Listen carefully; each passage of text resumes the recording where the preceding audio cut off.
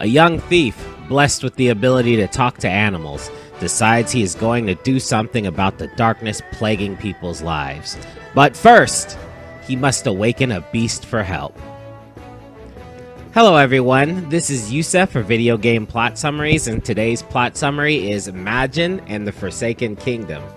This one was requested by Shaq B. Sorry it took so long, buddy. I already did a review of it that I posted on this channel a little bit back, but the short of it is that you should play the game.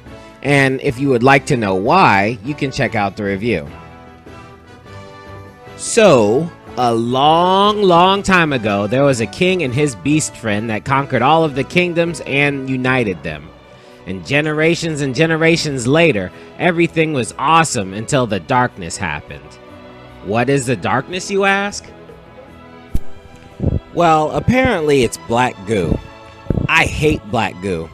It's the type of oppressive force that makes you feel stupid when you're explaining it to other people. Everybody knows what a vampire, a demon, or a zombie is. We all understand how there could be more of them to cause you trouble. Black slime, on the other hand, is inexplicable. No one really takes the time to explain how exactly the slime works, and whenever they do, it's just kinda stupid. The most fleshed out story of slime being a villain is Venom from the Spider-Man comics, right? And when you think about it, his story doesn't make any sense. I mean, it's a symbiote that comes from a planet of symbiotes, and when it comes to Earth, it needs to find someone that matches with him to have a symbiotic relationship. So what the hell did they do when they were on a planet full of symbiotes? Were there no animals or people that have relationships with them? So what the hell did all the slime do? According to the movie, they just live like normal slime all by themselves. Anyway, the darkness starts to take over the land and chase people away from their homes. For about 100 years, the remaining survivors gather forces and try to fight back. But they can't. The darkness is immortal. So, eventually, a young thief sneaks into the king's castle looking for the help of the legendary Majin. This guy is a fake prince of Persia, but he has the power of talking to animals. They never explain how he got it, but it's good he can because people are not a thing in this world. They are either in hiding or have been taken over by the darkness. The thief sneaks his way through the castle, loses his sword in a fight with the darkness, and stumbles into a cage where the Majin is kept. He creeps into the cage to see a sleeping beast. Majin wakes up and, upon understanding that the thief can understand him, tells the thief that he's got no power because he's hungry. Then points in a direction he can smell a powerful fruit in. The thief gets the fruit and brings it back. The Majin eats it and gains enough power to dissolve the darkness holding him, and the thief pulls out the pin to his chains. Me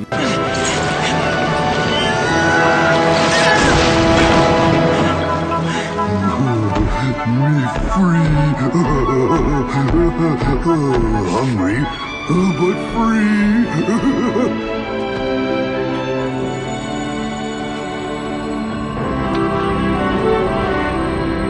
Majin is so grateful, he gives the thief a big hug, and together they head towards the castle exit. Majin and the thief are now a team. The thief is smart and solves puzzles, but can't really fight the darkness to the death, and the Majin is strong enough to move heavy objects and has the ability to destroy the darkness and eat it. In place of the sword the thief just lost, he uses the pin that he pulled out of the Majin's shackles. It holds some of the Majin's power, so it's a more effective weapon than his sword. The thief and the Majin get to a stairway and see daylight at the end of the tunnel. But before they can think about moving towards it, a big darkness sticky hand, y'all remember those toys, right? Comes out to grab them.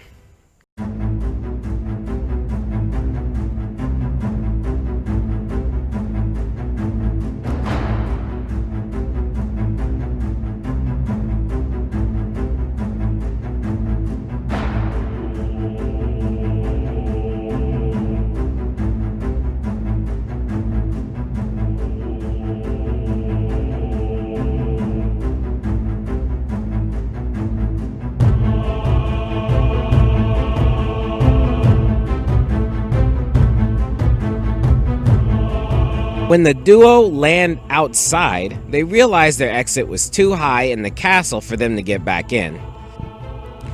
The mouse explains that the Fountain of Darkness is inside the castle and they need to get back in. But Majin is too weak and his power fruits are scattered all over the countryside. So you know what that means. Road trip! So the countryside has these trees of life, and every time the duo finds one, they sit down and talk about their lives. This is an interesting way to pass out flashbacks, and I like it. I can't speak the same for the scene where the Majin strokes the tree suggestively, though. That's just a little weird. The thief asks the Majin its name. It's Teotl. And the thief has no name, so Teotl gives the thief the name Tepeu. Teotl's memories are locked up with his powers in the fruit. However, since he just ate one, he has the memory of his name and one other. Teotl uses his magic and Tepeu's pin to show Tepeu the memory. I not lose. I not lose. You're badly hurt. I fine. I strong. Yes, I know, but we should have some rest. Okay. There's more. I fight. When Tepeu asks who the woman is, Teotl is like, I can't remember. She got a nice butt though. Side note, Majin is Japanese for demon spirit. Teotl is used by Aztecs to mean God. That's an interesting contrast to me. Also, back when the Aztecs fell to Spain, they thought the Spaniards were Teotl. But really, they were just guys carrying diseases the Aztecs couldn't fight. Tepeu is the Mayan god of creation. It also means one who conquers, like a king. Anyway, with that, the two embark on their journey to get Teotl's powers back and figure out a way back into the castle and destroy the Fountain of Darkness. So, the duo craftily make their way through the countryside, eating fruit and beating the darkness. On the way, they discover that the key to getting into doors guarded by the darkness is by destroying the special masks that protect them. So, back when they got kicked out of the castle, the door had 4 masks on it, which means there are 4 guardians. After a while, the two get to a guardian spider named Capricorn. He's one of the 4 dark generals that guards the door to the castle. Not only that, but he was the king's general before the darkness came. He and Tepeu have a philosophical debate because Capricorn feels that, as a darkness hive mind, everyone is equal, meaning no poverty or wars or death. Tepeu, of course, glazes over this and tells him he's supposed to protect the people by stopping the darkness. That's when Capricorn hits him with the, I am. You were killing everyone on your way up here. Teotl is munching on everyone's soul like they were gummy snacks. And again, Tepeu is like, you jerk! Which, let's be real here, Tepeu just lost a debate with a giant spider. To be fair, he didn't know the darkness was actually the kingdom's people infected with slime. So they fight, and the two knock the black off the general to reveal what's left of his human self.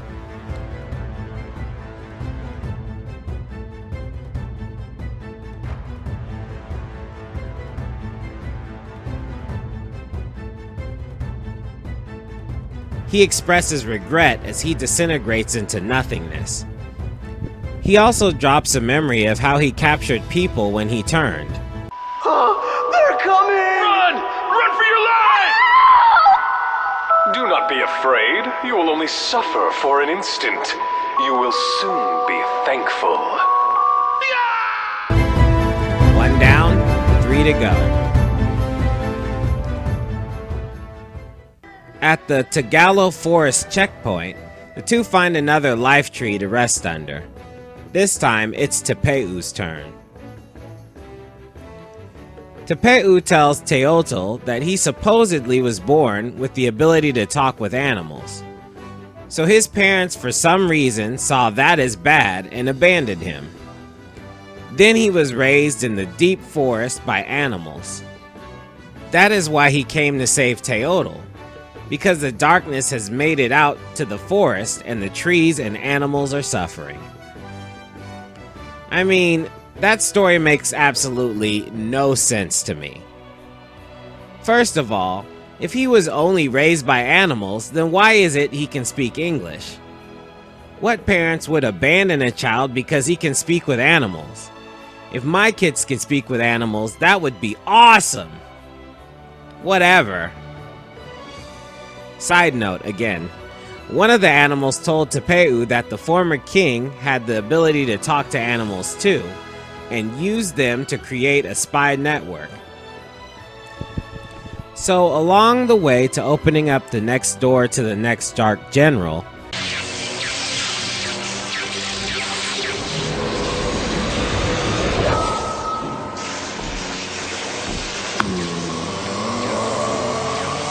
My lightning back! My body shoot lightning!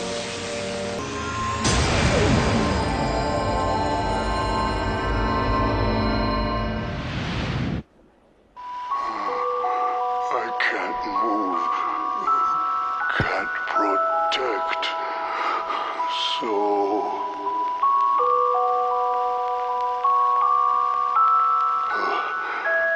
It's safe inside. They can't attack. Why do you side with humans? I love humans, so I protect. You will never live alongside the humans. That is because... Teotl explains that the king became the darkness, so Teotl encased the princess in a crystal to keep her safe. After using Teotl's electricity to solve more puzzles, the two get to confront Baalam, the prime minister. Baalam is blind but has huge ears. He's a little salty because he had more power than the king when he was human. But then the darkness came and the king got more of an upgrade than he did. Now he will beat the two and become the king? I think he's missing a few steps in his ultimate plan, but whatever. Once Baalam got stabbed and his body was revealed, it turned out he wasn't much different than when he was turned. He set up his daughter to marry the prince and was going to run the kingdom from there, but the darkness came. Aw, too bad, Mr. Evil Prime Minister. Your plans were double foiled. That's when Teotl's memory comes in. I'm not a child anymore. Why can't I go for a walk by myself? Being royalty is such a pain. Sorry, I complain too much. You speak with animals? I'm surprised. I'm the one who's surprised. Who are you? You understand me. You like Tepeu. Tepeu? Then you must be... I'm honored to meet you, guardian of Kumar Kaj. My name is Toki. Nice to meet you. Toki? Yes, that's right. We friends? So the princess can talk to animals too. And her name is Toki. That makes me wonder if Tepeu here is a descendant to the king, and in order to keep him safe, his parents left him with the animals far away from darkness. Anyway, 2 down. So Teotl and Tepeu made it through the outer ruins to find the wind fruit, into the city to get the electric fruit, and now they're in an ash desert to find the fire fruit. Tepeu has an increasing concern about Teotl eating the darkness all the time, but just comes to the realization that the darkness is just what Teotl eats. The memory doesn't seem to explain this. Maybe there is something I'm missing. Tell me in the comments, please.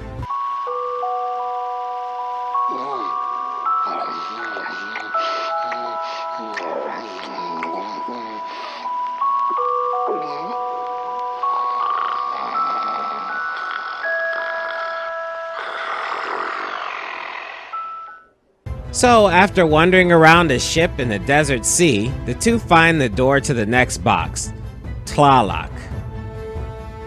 He ignores Tepeu and talks to Teotl about the last time they fought. It didn't sit well with Tlaloc because Teotl was outnumbered. So he's happy to face Teotl one-on-one, even though it's really two-on-one. He forgot about the pipsqueak. So, when the pipsqueak strikes the final blow and the darkness leaves, Tlaloc tells them he was a sea admiral that wanted war during the time of peace. And that's how the darkness got him, and why it manifested itself in whatever that was. It seems that they are making out the darkness to be the evil in men's hearts. So once the darkness gets a hold of someone's ambitions, it turns them into a monster.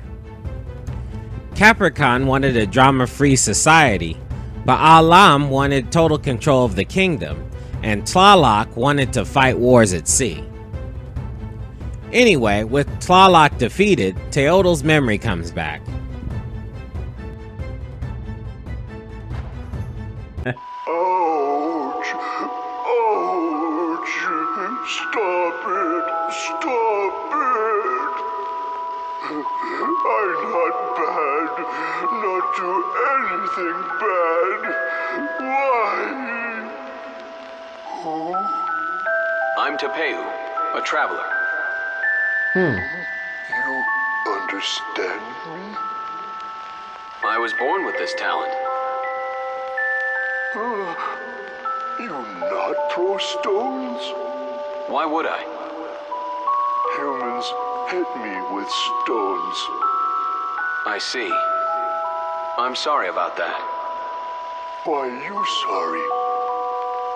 As a human, I also bear responsibility. Let's shake hands and make peace. Shake hands? Then he slaps him in the It means face. let's be friends. By the way, what's your name? No name. All right then. How about this? From this day on, your name is... So that's 3 down. For the next area, the mining area, Teotl sits by a tree with Tepeu and talks about a dude named Ishtab who is responsible for what comes out of the mines. Teotl doesn't like Ishtab, and that's all he wants to say about that. Tepeu asks about the king, and Teotl tells Tepeu that the king Xolotl was weak and couldn't talk to Teotl like Toki, so they weren't friends. I mean, who wants to be friends with a living god? Am I right? I don't know why Teotl didn't go into more info about Ishtab, though. After some grueling puzzles, Teotl finally gets to the big fruit that gives him the crystallizing powers, the power he used to protect the princess. That's when Tepeu gets the memory. War? Yes, humans fighting each other. I know war. Lots and lots of animals dead. So listen, why don't we work together to end all of this? If we cooperate, we can do anything. We can even stop wars. Everybody friends? Yes. No. Don't you even watch Game of Thrones?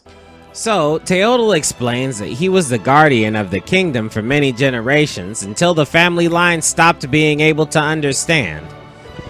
Teotl got pushed out more, the bigger and more prosperous the kingdom got.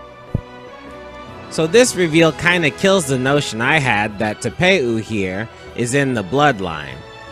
He really is a nobody, like Rey from Star Wars. But now it makes me wonder, if Teotl was solely responsible for holding back the darkness, then what is it he represents for the writer in the story? Anyway, the two finally get to the last door guardian, and to no one's surprise, it's Ishtab. Ishtab is actually the queen, a bit of a Karen, and she is the manager. That explains why Teotl didn't quite want to speak ill of her.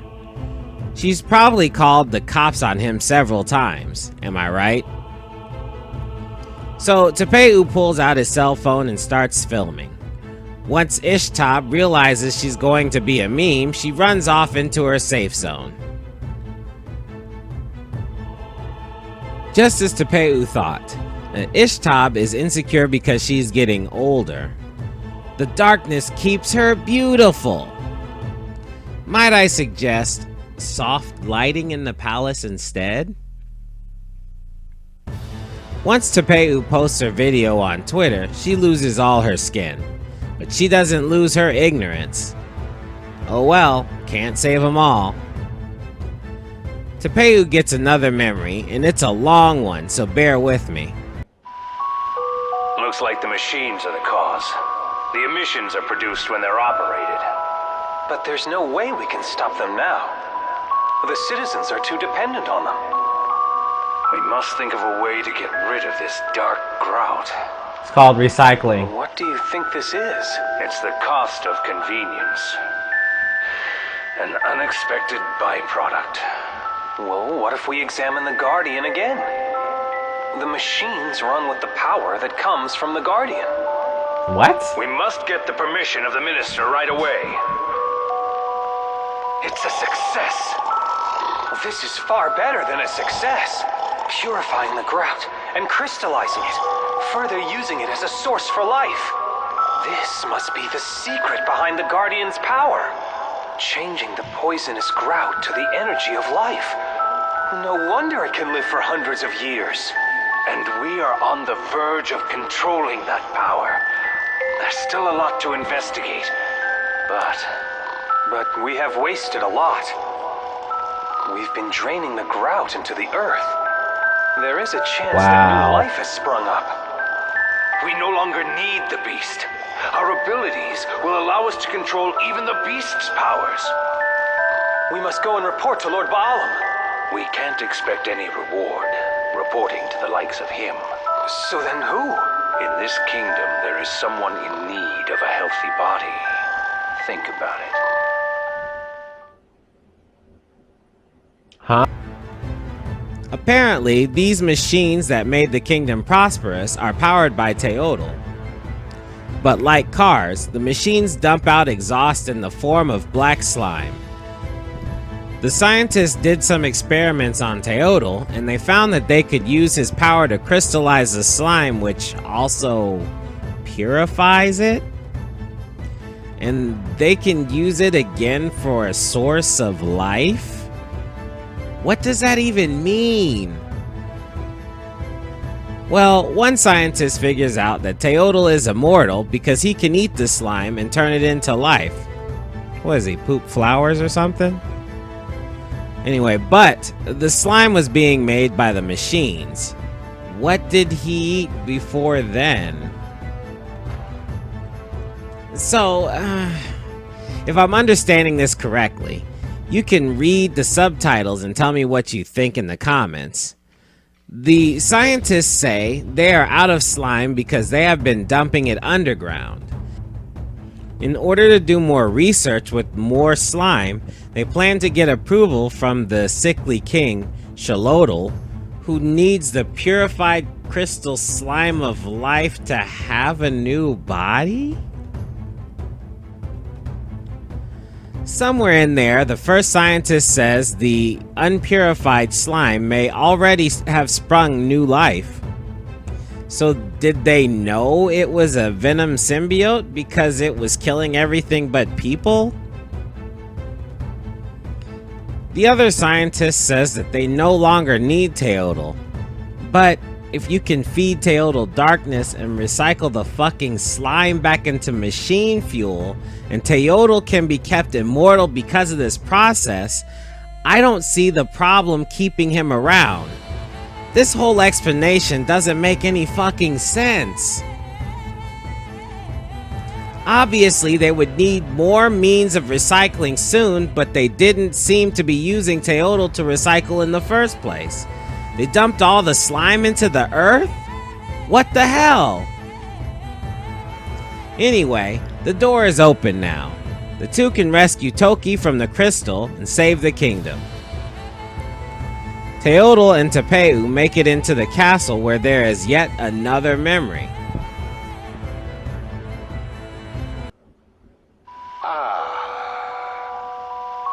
Welcome. That is my dear guardian. Thanks to you, I have regained my strength. But that is not enough. I need more power. I need a body that will not be surpassed. Now, give me more power. Teotl doesn't seem right after this one. Maybe the darkness does have an effect on him. Or maybe he's just pissed that the king took all his powers away. Why did Teotl's powers manifest turn into fruit that grew around the territory? So the two go into the throne room where Toki is suspended on a chandelier. Welcome, uninvited guests. I am Teotl.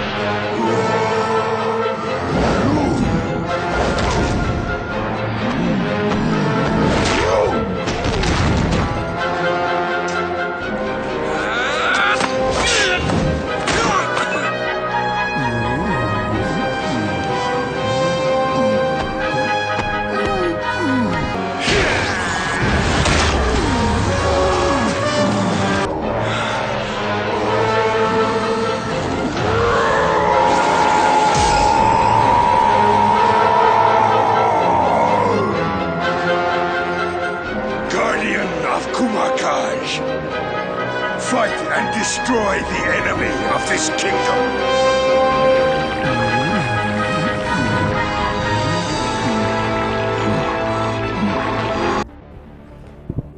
Once Tepeu tricks infected Teotl into breaking the crystal, Toki is freed.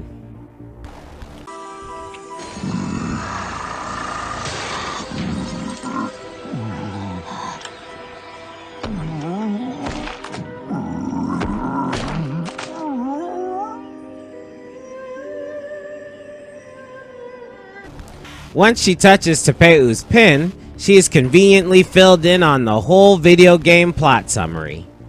Nice.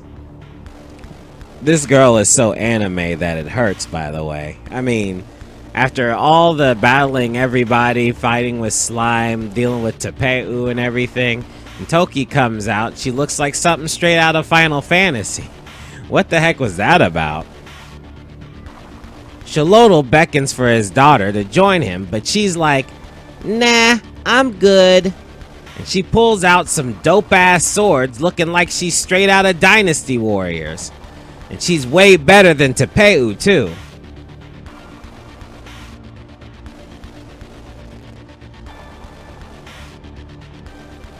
Toki goes upstairs to fight her dad while Tepeu tries to break Teotl's slime mask.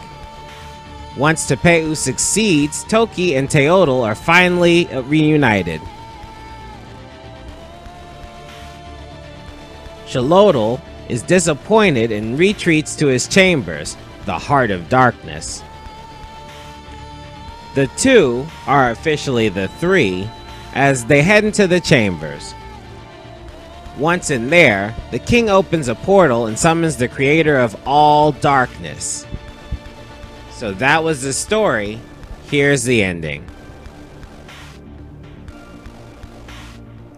Well, first I want to say two things right quick.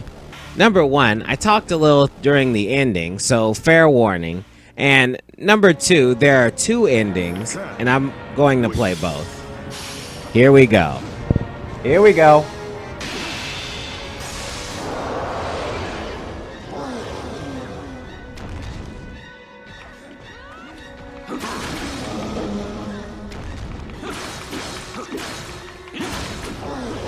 Uh-oh.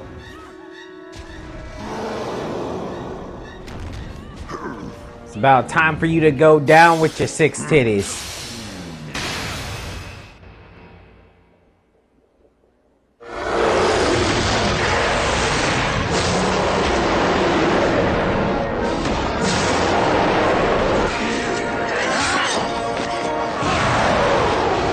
How can this be?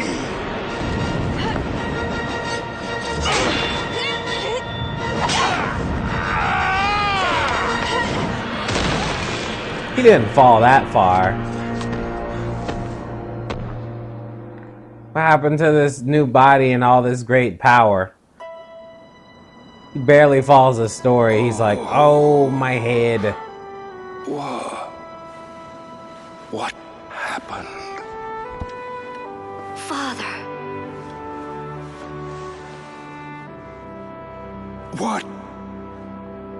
What on earth was up? Oh, yes. What have I done?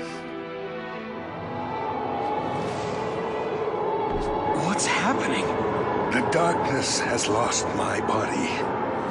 And now, it is looking for another soul to live on. The darkness has no thought. It has no will of its own. It is the humans that are evil.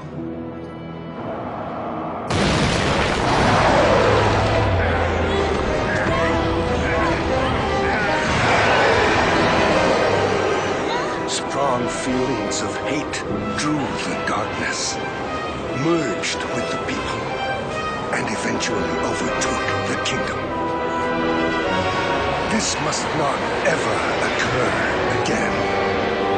But perhaps now I can control it.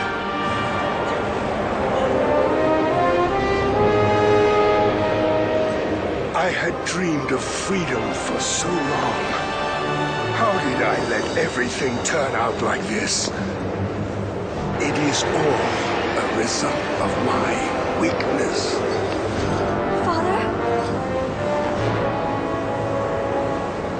I will take the darkness with me.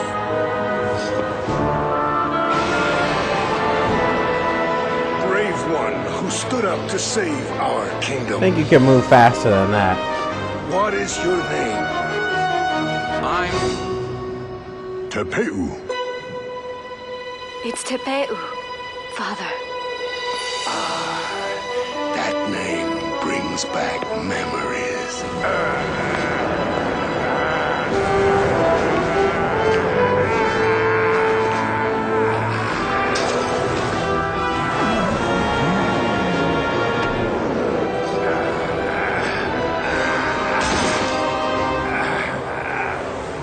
Just a little bit further.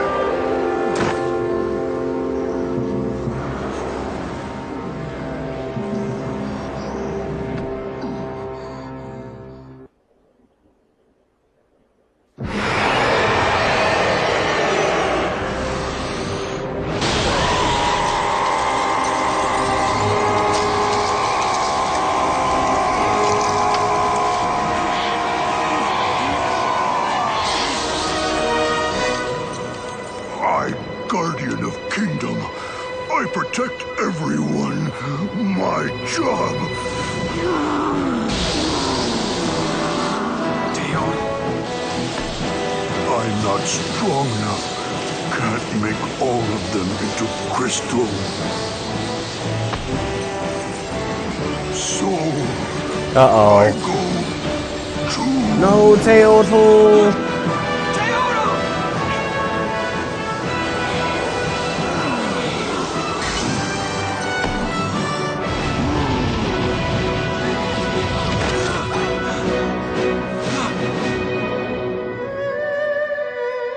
Aww.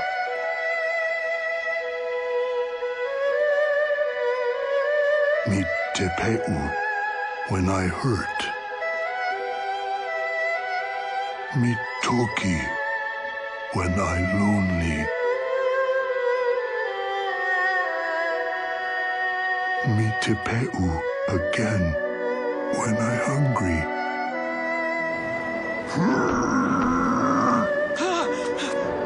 We will meet again. Wow.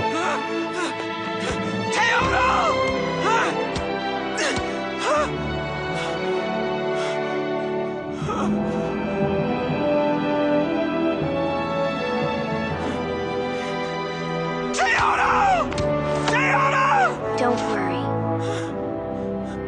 I'm sure we will someday. Wow, that girl's positive as hell.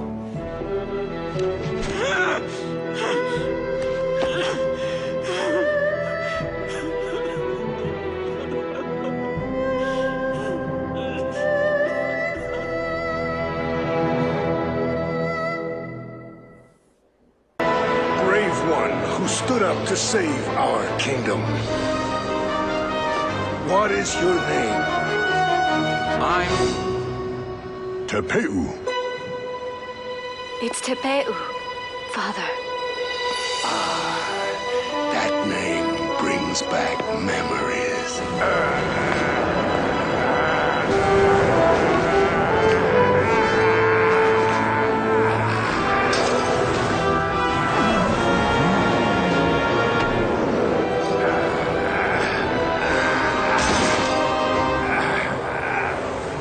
Just a little bit further.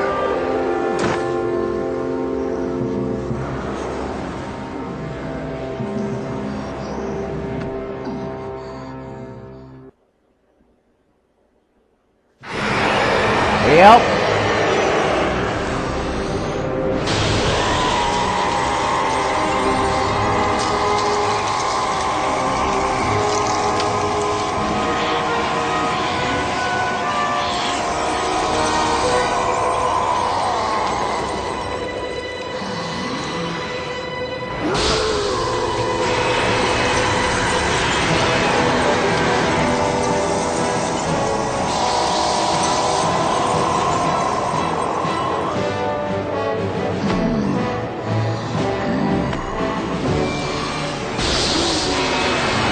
Go get him, Teotl.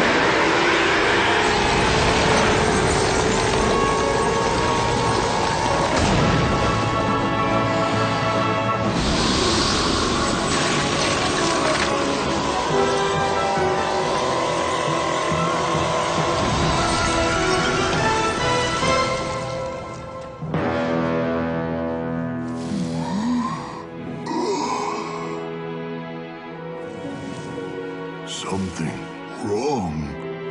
Your power.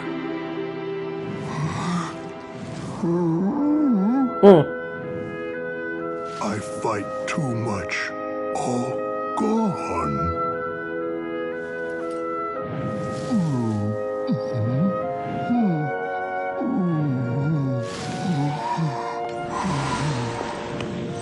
It's all right, Teotl. You don't need the powers anymore.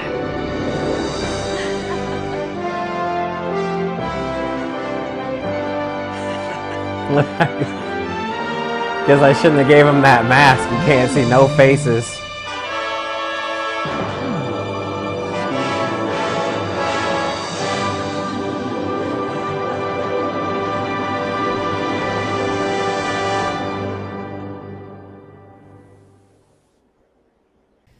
All right, that was a video game plot summary of Majin and the Forsaken Kingdom, and this is editor Yusef after the fact.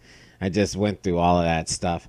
And what did you guys think about the newer format? I decided to put more of the flashbacks in because I thought that they were important to the story and they didn't take too long. However, they did make the video a little bit longer than usual, so let me know if you didn't appreciate it or whatever. I would like to get some feedback from you guys on that, because maybe I'll add more actual footage and sounds into the plot summaries as future goes on, as time goes on. Another thing I wanted to point out was that I couldn't use the game music because when I looked it up and I tried to find the game music on YouTube, there was no original soundtrack, just like 3 tracks and a video, a behind the scenes video on how much energy this company put into making the orchestral music that does belong in the video, which I thought was messed up. Like, where's the original soundtrack then if it was so awesome?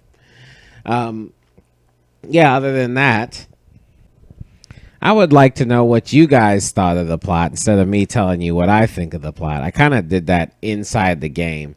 However, I'm still very confused on the exposition dump in which the scientists are talking about the darkness and how they handled it and everything.